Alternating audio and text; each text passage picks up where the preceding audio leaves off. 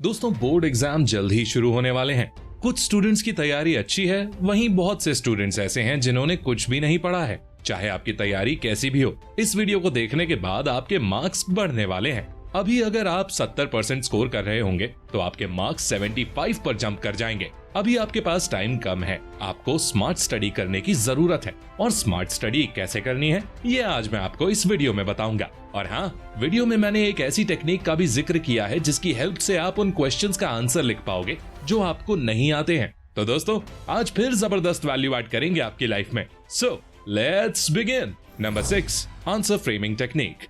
दोस्तों, यदि आपको एग्जाम में कुछ भी नहीं आ रहा है तो आंसर फ्रेमिंग ही एकमात्र ऐसी टेक्निक है जिसकी मदद से आप एग्जाम में पास हो सकते हैं। आपको जो भी क्वेश्चन दिया गया है उसमें ऐसा कीवर्ड ढूंढो जिसके बारे में थोड़ा बहुत आपके ब्रेन में पहले से इंफॉर्मेशन हो और उसी कीवर्ड के अराउंड उस आंसर को फ्रेम कर दो। कहने का अर्थ यह है कि आपको उस आंसर से रिलेटेड जो भी जानकारी मालूम है, थोड़ी बहुत ही सही, उसी के अराउंड आपको उस पूरे आंसर को लिख देना है। अगर आपने थोड़ी बहुत भी पढ़ाई की है तो क्वेश्चन पढ़ने के बाद आपके दिमाग में जरूर कुछ ना कुछ क्लिक होगा, वहीं आपको लिख देना है। फॉर एग्जाम्पल, आपको पाइथागोरस थ्योरम डिराइव करने के लिए बोल दिया गया है, बट अगर आपको केवल उस थ्योरम का स्टेटमेंट मालूम है तो आपको वही लिख देना है, भले ही आपको डेरिवेशन नहीं भी आती हो। ऐसी स्थिति में आप कर भी क्या सकते हो यार, आंसर फ्रेमिंग या किसी कीवर्ड के अराउंड आंसर को फ्रेम कर पूछे गए क्वेश्चन का आंसर देना ही एकमात्र सॉल्यूशन है। एंड आपको अपने आंसर की स्टार्टिंग बहुत अच्छे से करनी है। एग्जामिनर के पास बहुत सारी कॉपियां चेक करने के लिए आती हैं। अगर आप स्टार्टिंग में अच्छा लिख देते हो ना,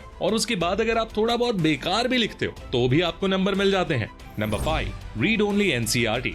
दोस्तों, बहुत सारे स्टूडेंट्स ये गलती करते हैं। स्टडी सोर्सेज लिमिटेड होने चाहिए, खासकर तब जब आपके पास सीमित समय हो, बहुत कम टाइम बचा हो। अगर आपके पास बहुत समय होता और तब आप एनसीईआरटी के अतिरिक्त दूसरी चीजें भी पढ़ते तो उस वक्त आपको फायदा होता। लेकिन अभी आप सोचो कि मैं एनसीईआरटी भी पूरा पढ़ लूं, टीचर्स के नोट्स भी पढ़ लूं, एग्जाम्पलर भी पढ़ लूं, तो ये संभव नहीं है। और अगर आप पढ़ भी लेते हो तो इसका कुछ पॉजिटिव आउटकम नहीं आने वाला है, उल्टा आप पढ़ी हुई चीजें भी भूल जाओगे। अब समय बहुत कम बचा है, अब आपके पास में इतना टाइम नहीं है कि आप एग्जाम्पलर भी पढ़ो। आपको एनसीईआरटी पर ही फोकस करना है और आप जो भी पढ़ो वो आपको मगअप होना चाहिए।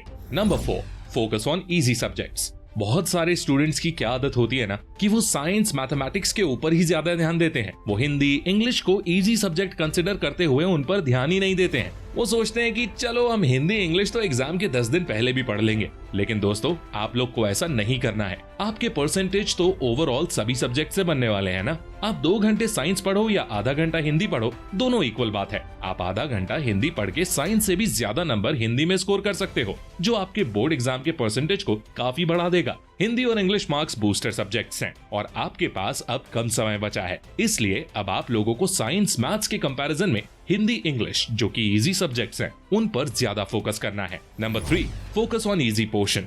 दोस्तों, कम समय में ज्यादा मार्क्स स्कोर करने का जो सबसे पहला स्टेप है वो है इजी पोर्शन पर फोकस करना। जी हाँ, आप चाहे बोर्ड एग्जाम की प्रिपरेशन कर रहे हो या फिर कम्पिटिटिव एग्जाम की, कुछ टॉपिक्स, कुछ चैप्टर्स ऐसे जरूर होते हैं जो वाकई में इजी होते हैं, या फिर आपको लगता है कि वो आपके लिए इजी हैं, हलवा है, स्कोरिंग इजी होगी। ऐसे टॉपिक्स पर आपको सबसे पहले ध्यान देना है, बिकॉज इन टॉपिक्स को कम टाइम देकर भी आप बहुत अच्छा स्कोर कर सकते हो, बहुत ज्यादा नंबर कवर कर सकते हो। ऐसा करने से आपको 2 फायदे होंगे। पहला, आपका कॉन्फिडेंस बिल्ड होगा ये देखकर कि आपका सिलेबस खत्म हो रहा है और आप आपके एग्जाम में अच्छा परफॉर्म कर पाओगे। एंड सेकेंड वन इज, ये आपके ओवरऑल स्कोर को बढ़ाने में रामबाण साबित होंगे। तो आपको क्या करना है, सिंपली आपको आपका सिलेबस देखना है और पता लगाना है कि कौन से टॉपिक्स या चैप्टर्स इजी हैं, स्कोरिंग इजी है। इसके बाद पिछले सालों में उन इजी चैप्टर्स में से क्या क्या क्वेश्चंस पूछे गए ये पता लगाना है और अपनी तैयारी आपको शुरू कर देनी है और खुद को विश्वास दिलाना है कि मैं कर सकता हूँ। Number 2, revision. दोस्तों, ऐसा क्यों होता है कि आप पढ़ते बहुत हो लेकिन टाइम पर चीजें रिकॉल नहीं होती हैं, आप ब्लैंक हो जाते हो? व्हाई? इसका एक ही आंसर है और वो है lack of revision. Not revising syllabus at least 2 to 3 times before the exam।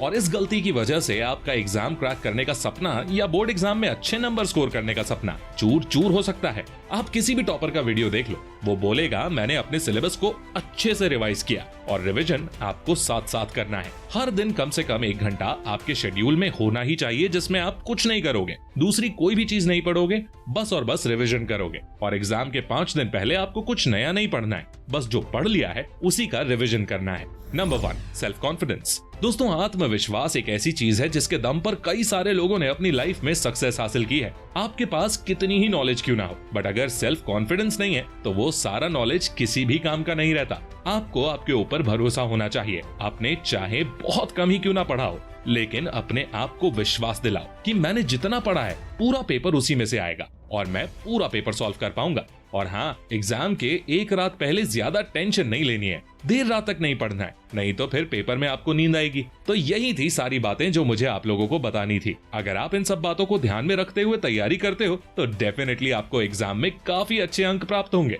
तो दोस्तों, अब बारी आती है वीडियो को समाप्त करने की। सबसे पहली चीज, आपको इजी पोर्शन पर लैंग्वेज सब्जेक्ट्स पर फोकस करना है। हिंदी, इंग्लिश और इजी चैप्टर्स पर ज्यादा ध्यान देना है। खुद पर भरोसा रखना है एंड आंसर फ्रेमिंग टेक्निक जिसके बारे में मैंने डिस्कस किया है उसको फॉलो करना है। और हाँ, एनसीईआरटी को फॉलो करना है, ज्यादा रेफरेंस बुक्स के चक्कर में नहीं पढ़ना है। तो दोस्तों, आई होप आपको ये वीडियो पसंद आई होगी। अगर ये वीडियो पसंद आई तो इसे लाइक करें, अपने दोस्तों के साथ शेयर करें और ऐसी ही गजब की वीडियोस देखने के लिए चैनल को सब्सक्राइब करके बेल आइकन को प्रेस करना बिल्कुल मत भूलना।